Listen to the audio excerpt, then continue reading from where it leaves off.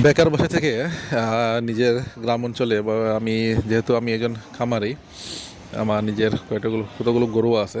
পড়ালেখা করা শেষ করার পরে ভাবলাম চাকরি পিছনে না করে নিজে গরু খামার করি।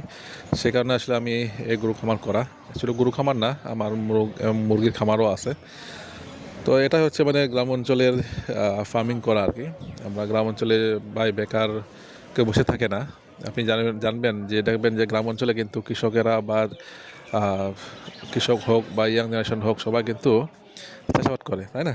কেউ গরু ছাগল করে, কেউ মুরগি খামার করে। তো আমার ভাই এই ছোটোখাটো গরু খামার করা। তো যেহেতু আমি পাহাড়ি মানুষ, পাহাড়ে থাকি, তো আমাদের পাহাড়ে গ্রাম্য বলে। তো সে কারণে আসলে এই শুরু আর কি। তো আমার এখানে কাজের লোগো আছে। তো আসলে আমার গরু খামারও আছে, আমার ছাগল খামারও ছিল। তো সেটা এখন আপনাদের জন্য বন্ধ করে দিছি। তো দেখা যাক আর কয়েক বছর পরে আমি সেগুলো আবার শুরু করব। তো এখন আপাতত জন্য শুধু গরু খামার করছি আর মুরগির খামার দিয়েছি আর কি।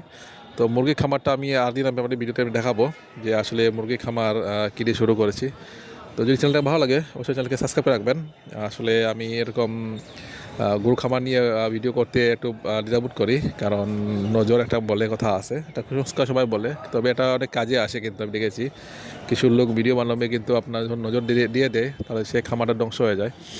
তো আমি চেষ্টা করি যে আমার মতো আপনারা চেষ্টা করবেন, গ্রাম অঞ্চলে শিক্ষিত যারা আছেন বেকার না বসে গরু খামার করুন বা ছাগল খামার করুন। তাহলে দেখবেন যে ভাই টাকা পয়সা আপনিও আসবে। গরু মার এখন বর্তমান যুগে গরু খামার হচ্ছে বিশ্বের মধ্যে সবচেয়ে লাভবান একটা ব্যবসা। বাংলাদেশে বড় ইন্ডাস্ট্রি যারা, টেক জায়েন্ট যারা, তারাও কিন্তু গরু খামার করছে, ফার্মিং করছে। আপনার চাইলে সেটা করতে পারেন। আসলে আমি শহরে আছি, তো যার জন্য গাড়ি সবচেয়ে খুব বেশি শোনা যাচ্ছে আর কি।